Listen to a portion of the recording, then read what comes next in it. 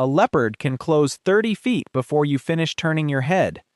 A wolf can track your scent from 20 miles out.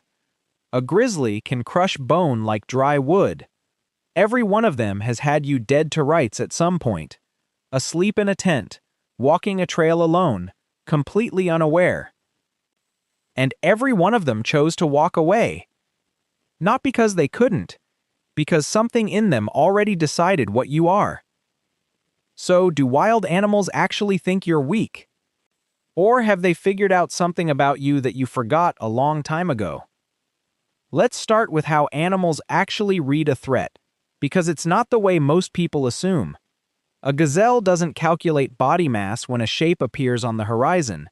It reads posture, movement, pattern. Evolution has built prey animals into precise threat assessment machines, and what they're measuring isn't strength. It's predictability. How fast does this thing move? Does it crouch before it charges? Does it circle? A lion crouches. A cheetah locks on and accelerates. Every predator on the savanna runs a signature, and prey has learned to read every one of them. You don't have one. You don't fit any file in their system. You walk upright on two legs, which almost nothing else does. Your eyes face forward, the universal marker of something that kills for a living, but you don't move like any predator they've cataloged. You don't crouch. You don't sprint. You don't stalk through the grass. You just walk, at the same speed, in a straight line, and you keep walking. John Hawks, a paleoanthropologist at the University of Wisconsin-Madison, has pointed out that bipedal posture carries a built-in threat signal. Primates stand tall to intimidate, and to everything watching, you look like something that never stopped standing. Except it's not really a bluff if everything that ever called it ended up dead.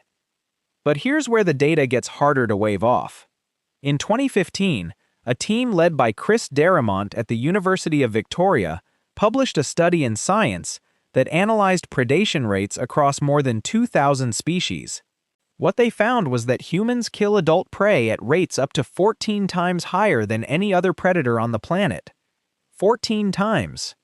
And unlike wolves or lions, which overwhelmingly take the young, the sick, the slow, humans target adults in their reproductive prime, the ones the population can least afford to lose.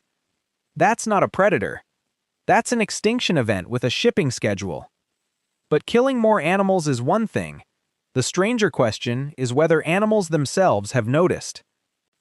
In 2023, Liana Zanette and her colleagues at Western University set up speakers at waterholes in South Africa's Greater Kruger National Park. They played 4 kinds of sound: lion growls, hunting dogs, non-predator controls, and human voices. Just people talking. Not shouting, not threatening, conversational speech in locally spoken languages, broadcast at 60 decibels, roughly the volume of a normal conversation across a table. The results weren't close. 95% of the species they recorded, leopards, elephants, rhinoceroses, giraffes, hyenas, zebras, kudu, fled faster and more often from human voices than from the sound of lions. They were twice as likely to abandon the waterhole entirely, and they did it 40% faster. A leopard. An animal that hunts in silence and fears almost nothing in its range. It heard a human being speak and chose to leave. Not from a roar, from a conversation. But here's where it gets stranger. They don't just fear humans in general. They know which ones to fear. In 2014, researchers led by McComb at the University of Sussex played recordings of human voices to 47 elephant families in Amboseli National Park, Kenya, over 2 years. The recordings were in 2 languages, Maasai and Kamba. The Maasai are pastoralists, whose young men sometimes kill elephants in confrontations over water and grazing. The Kamba are farmers and park staff who almost never pose a threat. Same species talking, same volume, same distance from the herd. When the elephants heard Maasai men speaking, they bunched together, moved away faster, and spent more time in defensive formation. When they heard Kamba men, They barely looked up. Same animal, same ears, different language, different verdict. That's not fear. That's profiling. And when they heard the Kamba, the people who've walked among them for decades without doing harm, they stayed. They kept drinking. They let their calves wander close. That quiet is not the absence of judgment. It's the other side of it. Built one safe encounter at a time, across years they somehow kept count of. And it doesn't stop at one lifetime.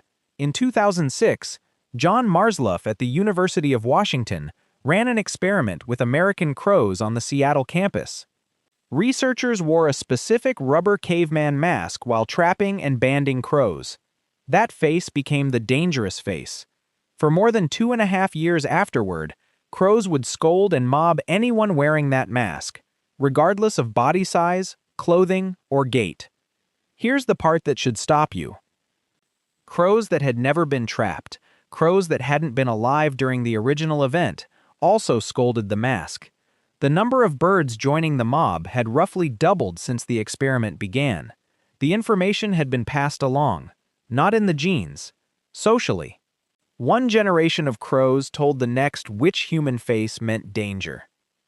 That's not instinct. That's a wanted poster circulating through a population that has no intention of forgetting. The skeptic would say, this is all just learned avoidance. Fair. Animals steer clear of loud things, large things, unfamiliar things. Maybe humans just trigger a generic keep your distance response, the same way a deer avoids a fallen tree that smells like smoke. Except the elephants didn't avoid all voices. They sorted by language. The crows didn't mob all faces. They mobbed one, and the Kruger animals didn't drift away from human sounds the way they'd drift from a thunderclap. They ran with the urgency they reserve for an active predator, only faster than they run from lions. That's not a blanket response. That's a filing system. But recognizing a dangerous human is still only half the story. What happens when the human isn't even there?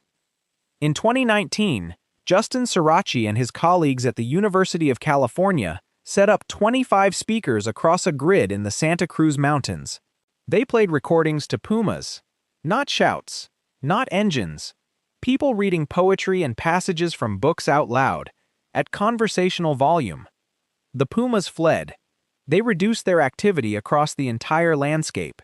And then something stranger happened. With the pumas in hiding, the deer mice came out. Wood rats foraged in the open. The entire food chain shifted, not because a new predator arrived, but because a voice did.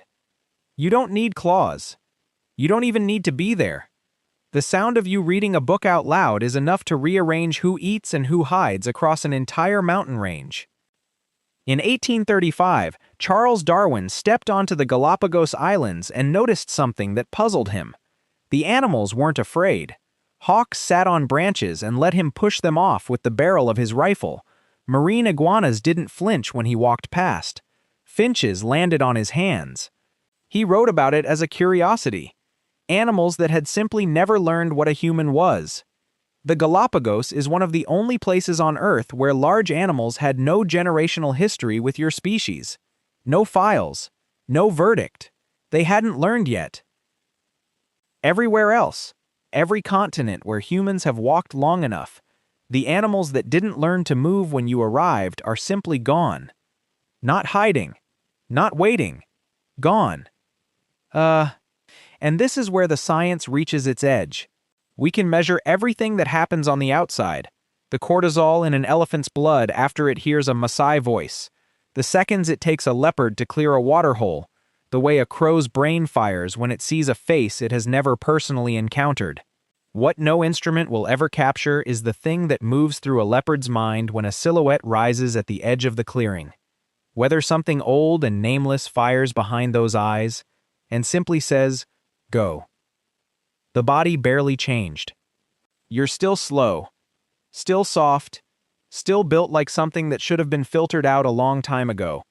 What changed was what you learned to do with your hands, your voice, your memory, and the quiet way each generation taught the next what was dangerous and what was not. Somewhere across 100,000 generations, Every predator still breathing on this planet received that message. They don't think you're weak. They haven't thought that for a very long time. And the ones that did are gone so completely, you'd have to dig through the fossil record to prove they ever existed. Whether that makes you the protector of everything still standing out there, or the reason so much of it is disappearing, is a question the animals can't ask. But you can. You walk out onto the savannah right now, nothing in your hands, nothing on your back. And every set of eyes in the grass is already shifting, not toward you, away. You've felt it before, hiking a trail at dusk, watching a shape at the edge of the woods freeze, hold, and slip into the dark without a sound. That wasn't coincidence. That was recognition. Huh. They looked at you, and they remember.